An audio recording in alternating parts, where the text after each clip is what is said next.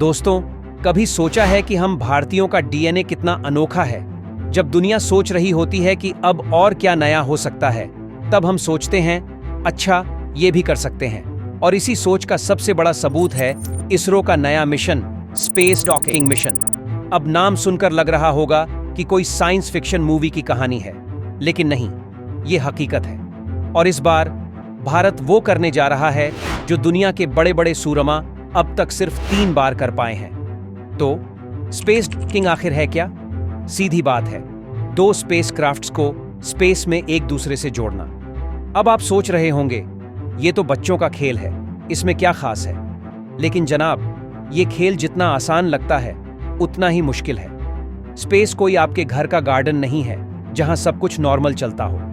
वहां तो ग्रेविटी की छुट्टी होती है, स्पेस क्राफ्ट्स बिना ब्रेक के स्पीड में तैरते रहते हैं, और ऊपर से वहां का तापमान ऐसा है कि इंसान का भी कलेजा कांप जाए। तो बिना गलती के 2 स्पेस क्राफ्ट्स को जोड़ना ऐसा है जैसे 2 नाजुक सुइयों की नोक को एकदम सटीकता से आपस में मिलाना, और वो भी तब जब दोनों तेजी से हवा में तैर रही हों और हर पल उनकी दिशा बदल रही हो।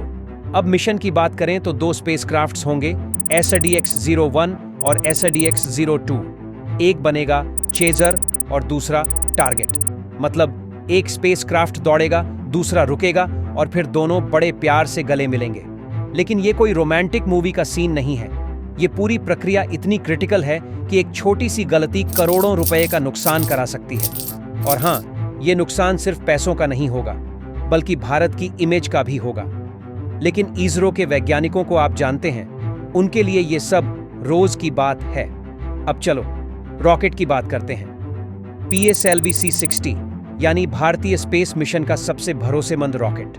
ये वही रॉकेट है जिसने भारत को पहले भी कई बार गर्व का मौका दिया है। इसकी खूबी ये है कि ये सस्ता, टिकाऊ और भरोसेमंद है। मतलब जब बाकी देश अरबों डॉलर खर्च करते हैं, तब हमारा इसरो कम में दम दिखा देता है। और यही वजह है कि दुनिया की बड़ी स्पेस एजेंसियां भी हमारी तरफ टकटकी लगाए देखती रहती हैं। अब आप सोच रहे होंगे कि ये मिशन इतना क्यों जरूरी है, तो सुनो। स्पेस डॉकिंग वो तकनीक है जो हमारे आने वाले बड़े बड़े मिशंस का आधार बनने वाली है, जैसे कि चंद्रयान 4 जो चांद की गहराइयों में उतरने वाला है, या हमारा खुद का स्पेस स्टेशन जिसे बनाने का सपना हम देख रहे हैं। इन सभी में स्पेस डॉकिंग की जरूरत होगी। और अगर ये मिशन सफल होता है तो भारत उस चुनिंदा क्लब का हिस्सा बन जाएगा जिसमें अभी सिर्फ अमेरिका, रूस और चीन है। मतलब हम चौथे नंबर पर झंडा गाड़ देंगे। और जब ये होगा तो दुनिया का हर देश पूछेगा, भाई ये कैसे किया? और हम बड़े स्टाइल से कहेंगे, भाई ये तो हमारे बस की बात है।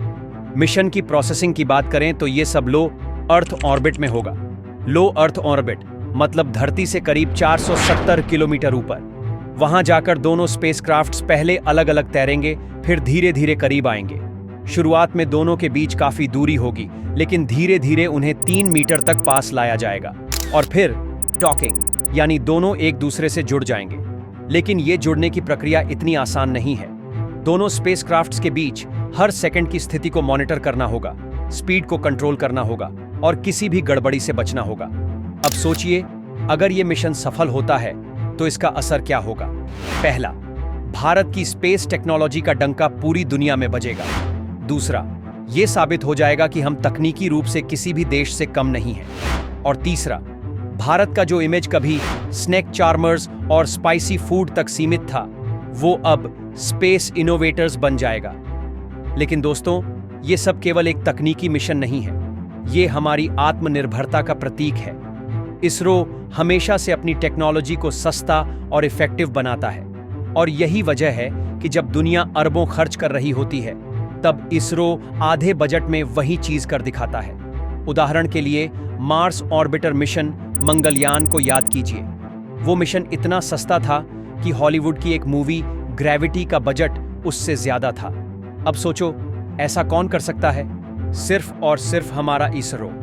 इस मिशन का एक और दिलचस्प पहलू है स्पेसक्राफ्ट्स का ट्रैकिंग सिस्टम। इसरो ने एक खास डिवाइस तैयार किया है जो दोनों स्पेसक्राफ्ट्स की स्थिति और स्पीड को हर सेकंड मॉनिटर करेगा। मतलब अगर कहीं भी गड़बड़ी हो तो तुरंत अलर्ट मिल जाए। ये डिवाइस इस बात की गारंटी देगा कि दोनों स्पेसक्राफ्ट्स सुरक्षित रूप से डॉकिंग और फिर अनडॉकिंग कर सकें। अब थोड़ा गर्व फील करने का टाइम है।